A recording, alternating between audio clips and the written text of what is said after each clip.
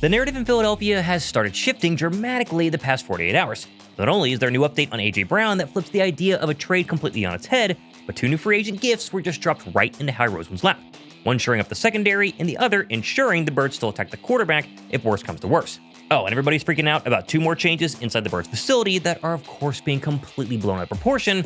I'm Thomas Mott, this is the Thomas Mott Show.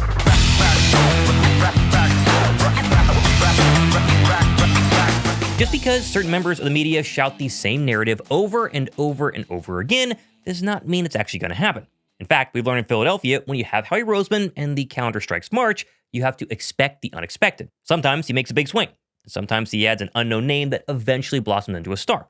Of course, sometimes he swings and misses. And well, it sure sounds like all these scenarios are becoming more and more possible as, stop me if you heard this, but a brand new update on AJ Brown this morning has flipped the wide receiver trade market completely on its head. All while 2 dream free agency gifts were just dropped right into the Birds' lap. Let's just say the vibes at the NovaCare complex today could not be any higher. Although, hold on, technically that last statement is not exactly true anymore. Philadelphia no longer has a NovaCare complex. Yesterday, reports confirmed that the Eagles facility in South Philly has a brand new name, the Jefferson Health Training Complex. Meaning while NovaCare will remain the team's official physical therapy partner, it will not be the name on the building. Obviously, this is not earth-shattering news here, but I think we might need to shorten the name just a little bit. How about simply the Jefferson Complex?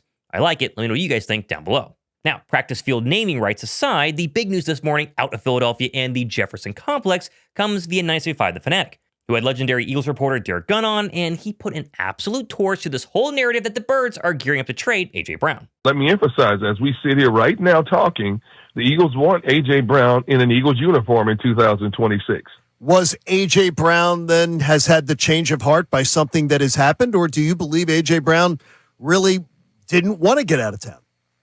I believe he never really wanted to get out of town. He wears his emotions on his sleeves. He was frustrated. Not with just him not getting the ball more, but with the offense being as inconsistent as it was. Now, some people handle their emotions, as we all know in life, differently than others. Some people speak their minds quicker than others. Some people let their frustrations boil over quicker than others. And in several instances, that was the case with AJ. But AJ has always wanted to be here. He just wanted the offense to be similar to what it was in 2024 in terms of production. And let's face it, it wasn't. But the weird thing is, as inconsistent as that offense was, this team still won 11 games and they won the division. You know, they had one of the top records in the NFC. Now, it didn't end the way we had all hoped it would, a much deeper run into the playoffs, but they still, with all the distractions and all the up and downs they went through, they still were division champs again. So the talent is there. They just have to find a way to get that consistency back like they had in 2024. And that wasn't all. Adam Schefter went on the Fanatic this morning, and he was asked the exact same question because Schefter has said he's leaning towards a trade for AJ Brown. Listen to this. He flipped to not trading AJ Brown in less than a week. I know what I said last week. I said last week that I felt like it could go either way. My guess, if I had to guess, would be I'd lean towards the trade, but it could go either way. Isn't that what I said last week? Yes. Yes. I'd flip it the other way, and I'd still say it still could go either way, but I'd lean safe rather than out. All right, so the natural question is, what changed? Didn't the media guarantee us the past couple of weeks, maybe even days ago, that Philadelphia would for sure trade number 11? And well, yes, they obviously did. As usual, they're forgetting the 2 main points that no one's taking into account when it comes to trading AJ Brown.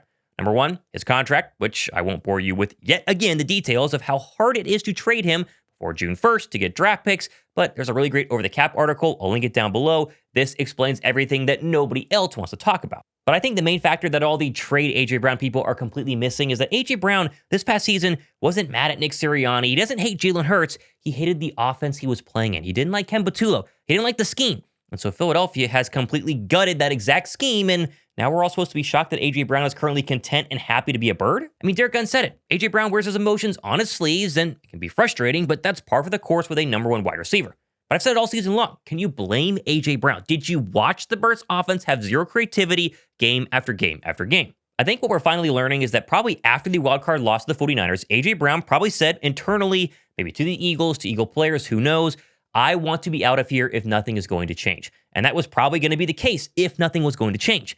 But what have we watched over the past couple of weeks? Everything has changed for the Eagles offense. The entire offensive coaching staff has been gutted. It's not just a similar Shane Steichen, Nick Sirianni scheme. It's a brand new offensive scheme that wide receivers thrive in because there is creativity. And so we shouldn't be surprised when AJ Brown and the trade rumors are flipped on their head and he wants to stay, because would you rather be, traded to the Raiders and lose for the next couple of years, or stay in Philadelphia with a brand new offense and probably win double-digit games and make another run in 2026?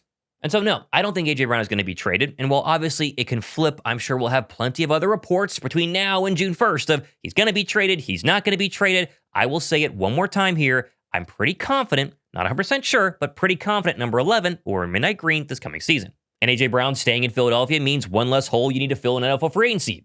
Worry about wide receiver, worry about drafting a wide receiver. Instead, you can flip back to the defense. And what do you know? The past 48 hours as well, we got some brand new free agent updates that I think Howie Roseman is probably going to be pretty psyched about. Also, I want to give a massive shout out to the sponsor of this video, SeatGeek. Our bird season might officially be over, didn't end too well, but there are still plenty of reasons to get out in South Philly and go see all the other sports teams that are starting to play right now. And obviously, SeatGeek is the place to go, whether you want to catch the Sixers pushing for the playoffs or the Flyers on ice. Finding a great deal is super simple thanks to SeatGeek's rating system, which I absolutely love because they rank every single seat on a scale from 1 to 10. Looking for those green dots, that's how you know you're getting a steal. If you see yellow or red, you probably want to pass on those. And as usual, SeatGeek is not just for sports. They have 70,000 listed events. It's comedy festivals, it's concerts, comedy shows, all sorts of different non-sporting stuff as well. And as usual, my SeatGeek code is still live and still going strong. A ton of you guys use it. It is promo code Mott10. Use that at checkout whenever you go ahead and get tickets at SeatGeek. Just go down below, download the SeatGeek app via the link in my description box, add my promo code Mott10 to your profile, and it automatically adds to your next purchase of tickets through SeatGeek. The first has hardly been mentioned in Eagle circles, and that is Browns cornerback Denzel Ward. Ward has long been a trade deadline target for Eagle beat writers since he plays a key position the Birds have always needed, and they've gotten an up-close and personal look at him the past few seasons in joint practices. And well, now, according to one NFL reporter, Ward is likely to be cut in the coming weeks by the Browns due to, quote, the money.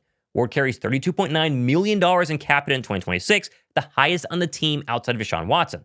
The Browns could save $20 million by designating him as a post-June 1st cut.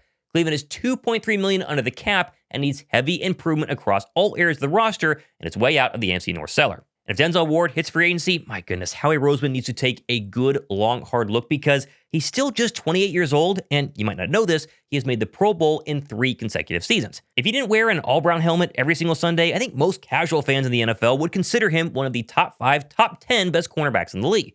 While he isn't getting any younger, a 2 or 3 year deal to pair him with Quinyon Mitchell would instantly make him one of the best, number 2 cornerbacks in the NFL, and one of the best secondaries in the entire league. My main question is the price. Right now he makes about $20 million a year, the 8th highest paid cornerback in the NFL. But if he gets cut, obviously he's not getting any younger. What if he were to take $12 to $15 million a year on a 2 or 3 year deal? That to me is right in the sweet spot and would make sense for Howie and the Birds cap space. It also would allow Philadelphia to ignore cornerback, at least early on in April's draft, and instead focus on defensive line, offensive line, aka the trenches, and we know how he likes to do that and probably needs to do it as well. Now, naturally, you might be wondering, Thomas, what happens to the Maxx Crosby trade dream or simply re-signing Jaelan Phillips if the Birds were to spend money on a free agent cornerback like Denzel Ward? And that's a fair question. You definitely don't have the cap space for Crosby, and I think Phillips would need to take a team-friendly deal in order to stay if they got Denzel Ward. But a new door number 3 has just been opened because Phillips' former teammate and newly released Miami Dolphin edge rusher Bradley Chubb is now on the market. We forget Chubb was rumored right alongside Phillips all the way up until the trade deadline due to his production and connection to Vic Fangio this past season. Philly went with the younger and probably better fit in Phillips, but Chubb still had 8.5 sacks this past year with the lowly Miami Dolphins, and would certainly be a lot cheaper than the rumored $17+ million a year that Phillips is likely to command. And while this scenario is not as flashy as Maxx Crosby, maybe not even as good as Jaelan Phillips, it at least is a backup option to make sure you still have a veteran pass rusher, someone who can go ahead and get the quarterback 6, 7, 8, 9, 10 times a year, but also leaves room to then draft another young edge rusher early in April's draft. So you still have the ability to get after a quarterback, still have the veteran presence. It's not as flashy, but it definitely makes a lot of sense because it would be a lot cheaper. The truth is, Philadelphia is going to do something at the pass rusher position in free agency. Maybe it's a trade for Maxx Crosby. I personally still think Jaelan Phillips is the most likely re-sign option here, but if neither were to hit, Howie needs a backup plan. You can't just go out there and, find Azeez Ojulari 2.0 and pray that he actually does something this coming year. And drafting an edge rusher, it makes sense. They probably still will do that, but they need that veteran presence because Hunt and Nolan Smith are still very young.